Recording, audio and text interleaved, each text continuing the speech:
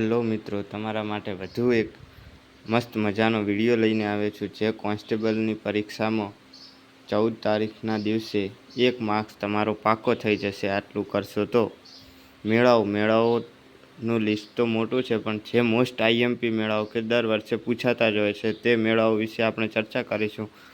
પહેલો મેળો છે તરણેતરનો મેળો, જે થાનગઢ સુરેન્દ્રનગરમાં ભરાય છે. દર વર્ષે ભાદરવા સુધીથી છઠ સુધી હુંડો, રાસ અને રંગબેરંગી ભરત ભરેલી છત્રીઓ મેળાનું મુખ્ય આકર્ષણ છે. આ વાક્ય મોસ્ટ આઈએમપી છે, પૂછાતું જ હોય છે. બીજો છે વૌઠાનો મેળો, જે ધોળકા અમદાવાદમાં ભરાતો હોય છે. કાર્તિકી પૂનમ એટલે કે દેવ દિવાળીના દિવસે અહીં 7 નદીઓનો સંગમ થાય છે. અહીં મોટા પાયે ગધેડા અને ઊંટની લે વેચ થાય છે. ત્રીજો મેળો છે ભવનાથનો મેળો, ગિરનારની તળેટી જૂનાગઢ. મહાવદ નોમથી શરૂ થઈને મહાવદ અમાસ આ મેળાને નાગાબાવાનો મેળો પણ કહેવામાં આવે છે. અને લાસ્ટ મોસ્ટ આઈએમપી શામળાજીનો મેળો. શામળાજીનો મેળો શામળાજી અરવલ્લીમાં ભરાય છે.